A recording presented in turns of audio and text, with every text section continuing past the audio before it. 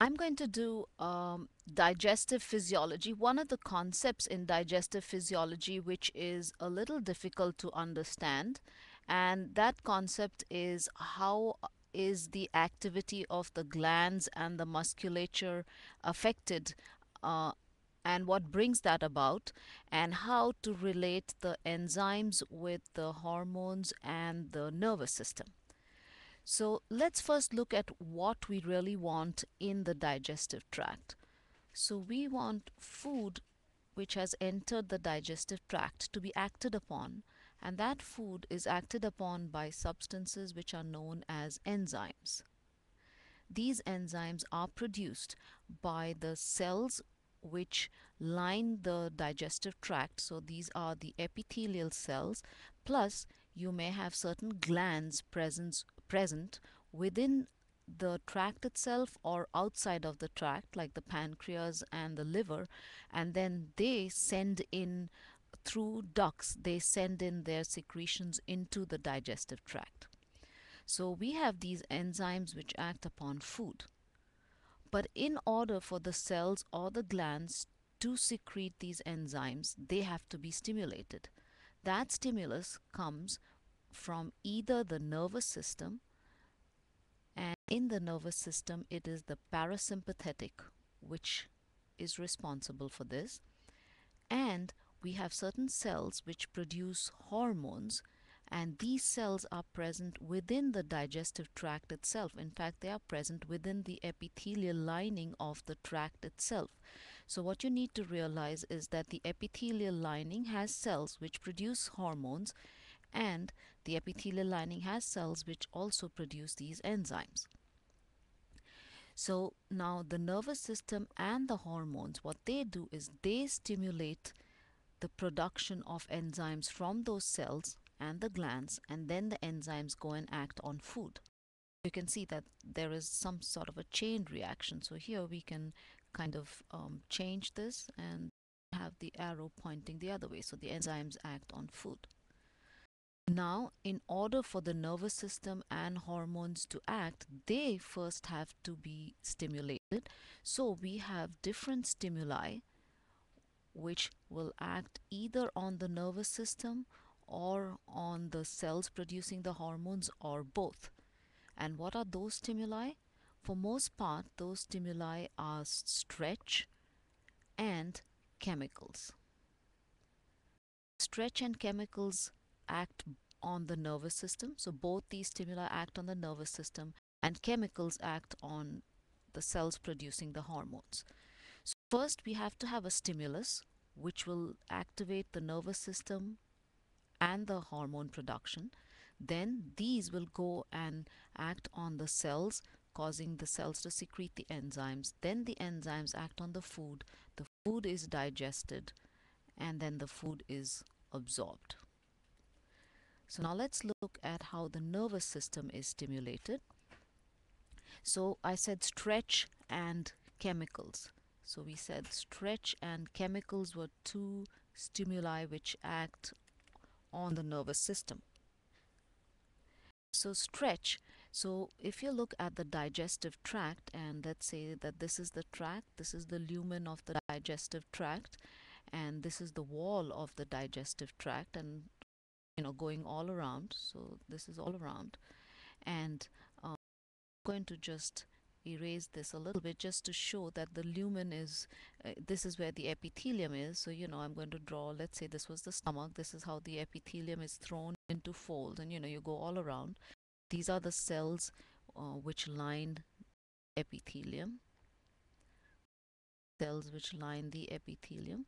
Some of these cells are the parietal cells. So let me draw this a little, magnify this view up here so that you understand. So here is the lining. These are the columnar cells. I'm just taking the stomach as an example. And here in these linings, some of these cells are really large and huge. These are called the parietal cells. Some of the cells are stained differently. They stain blue, and we call them chief cells. Well, that's not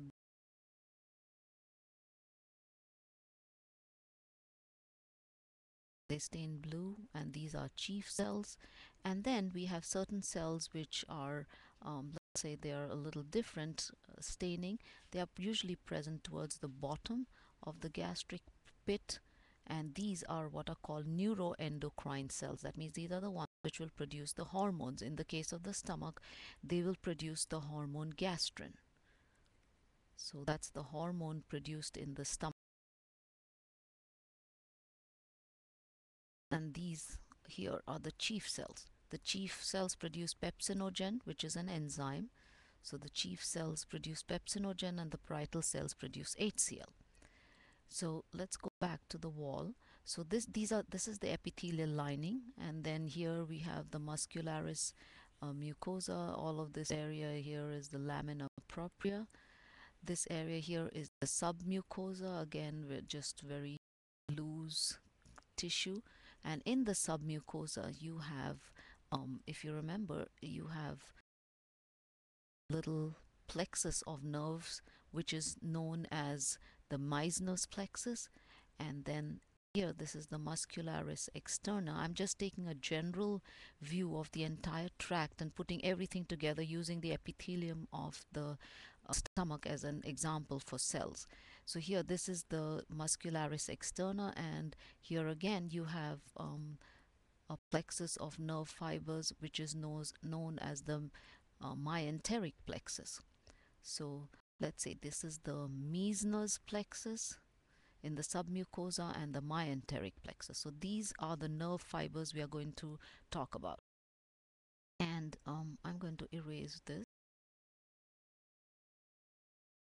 So, and then we also have the nervous system up here. So you have the central nervous system, the brain, and the spinal cord. So that's how the nervous system is going to cause secretion of these enzymes. And let me go over it. So the first was stretch. So when food enters the tract, so if this is the stomach and this is the lumen, as soon as food enters it, naturally it will stretch it because now this lumen contains something. So when it stretches the lumen, this stretch stimulates receptors present within its lining, which are known as mechanoreceptors. So these, because of mechanical stimuli, so these are called mechanoreceptors. So here in the lumen there is food that stretches this, and that goes and stimulates this Meissner's plexus and this myenteric plexus. Once these are stimulated, you can see this is a local stimulation.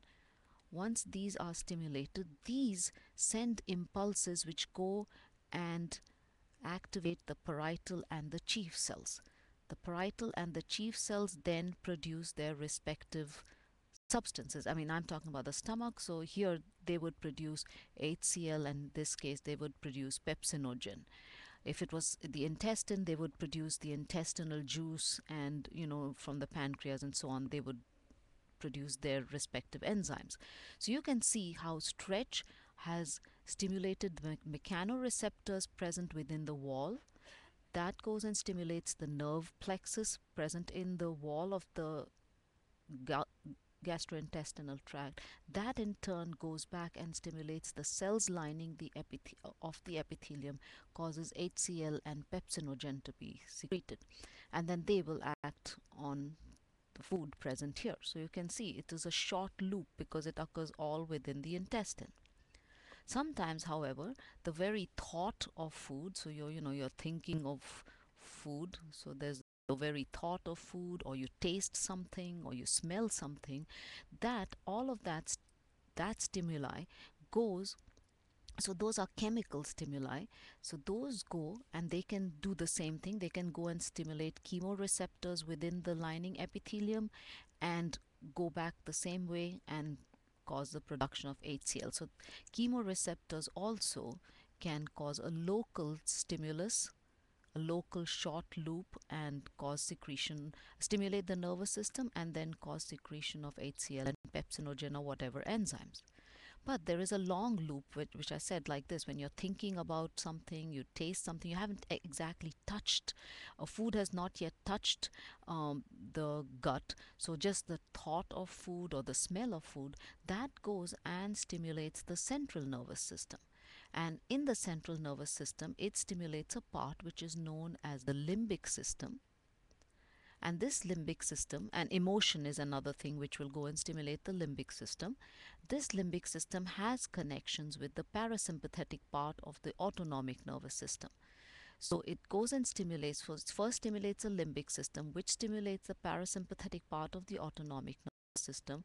And then through this, by means of the vagus nerve, so if we have the vagus nerve here, that vagus nerve travels all the way out of the brain, and then the spinal cord comes into the abdomen. The fibers, let me rephrase that. It doesn't really come out of the spinal cord because the vagus is a cranial nerve, so it passes. So I must have, so let me, so the vagus nerve, it goes and stimulates the vagus nerve. The vagus nerve comes out, travels all the way down into the abdomen, where it comes and then synapses with this myenteric and Meissner's plexus, the myenteric and Meissner. And then these in turn do the same thing. They go back and stimulate these. So you can see now this is a long loop. It has nothing to do, the food has not yet reached the gut, but it's just the thought, the smell, or some emotional experience which goes directly to the central nervous system. From there to the parasympathetic, through the vagus, comes out and goes and stimulates the myenteric and Meissner's, and then that causes release of these enzymes. So you can see how the nervous system therefore has caused release of these enzymes. Now let's look at how the hormones cause release of the enzymes. So here we are looking at hormones. So again, I'm going to take this example of the stomach. And so here we had the gastric pit, and here we had these cells. And remember, when the nervous system stimulates these cells, it also stimulates the muscle. So the nervous system not only causes secretion, it also causes muscular activity, and usually that is contraction, because here we are dealing with the parasympathetic. So in this, the special neuroendocrine cells, we had drawn them in a different color. So those are present here. So these are the neuroendocrine cells present in different parts of the stomach. So, and then let's say that this was the parietal cell up here, and have the chief cells.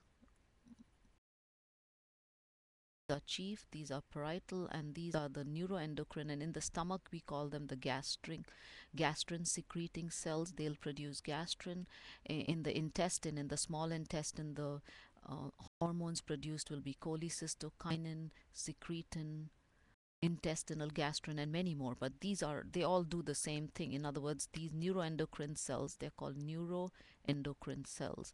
They produce hormones. So here the food is present in the gut. So let's say that we have food present here in the gut. This food causes, it has chemicals in it. Those chemicals, they travel and they go and stimulate the neuroendocrine cells. So the chemicals in the food, it could be either because of a pH, or there can be certain substances like caffeine and so on. They'll go and stimulate these neuroendocrine cells. These neuroendocrine cells in turn will secrete their hormones, which will be released into the bloodstream. And from here, locally, it will go and stimulate these cells. It will also travel in the bloodstream, and it can go to distant organs and stimulate those to secrete their respective enzymes. When I say distant organs, for example, CCK and secretin are secreted within the intestine, but they have to reach all the way up to the pancreas. So then they go into the bloodstream. There they go to the pancreas and the liver, and cause secretion of pancreatic juice, and from the liver they cause secretion of bile, and in the case of cholecystokinin, it also causes contraction of the gallbladder. So you can see it can act locally, and at the same time it can also go through the bloodstream and act in a distant manner. So this is how the hormones and the nervous system bring about secretion of enzymes. Now, what is important for you to remember and do is that you must not confuse hormones and enzymes at all. While they are both being produced by the lining epithelium, that is something you must know. So, for example, if you have stomach, you can write hormones, you can write enzymes, and then you can write food acted upon or food group. So in the stomach, for example, the epithelial cells produce the hormone gastrin. The epithelial cells also produce the enzymes pepsinogen, and then of course you must know the which cells produce pepsinogen, and then HCl, which is not an enzyme but it's needed for pepsinogen to be activated. This acts on protein. Similarly, in the small intestine, the epithelial cells produce cholecystokinin, they produce secretin, they produce intestinal gastrin. The same epithelial cells produce intestinal juice, which contains the brush border enzymes, which act carbohydrates and proteins. And then the secretin and um, cholecystokinin act on pancreas, and the pancreas don't produce any enzymes that will don't produce any hormones which act on the gastrointestinal tract. Of course it produces insulin and so on, but right now we are not concerned with that. So the pancreas produce the enzyme, your lipases, amylases, proteases, and you must know what they act on. And then the liver produces bile, not an enzyme really, but then bile, which is needed for emulsification of fat. So this is very important for you to realize. So you must know which are hormones and which are enzymes, and in enzymes what they act on, and in hormones what action the hormones. That is extremely important for you to know. And so I wanted to make sure that this concept was understood by all of you.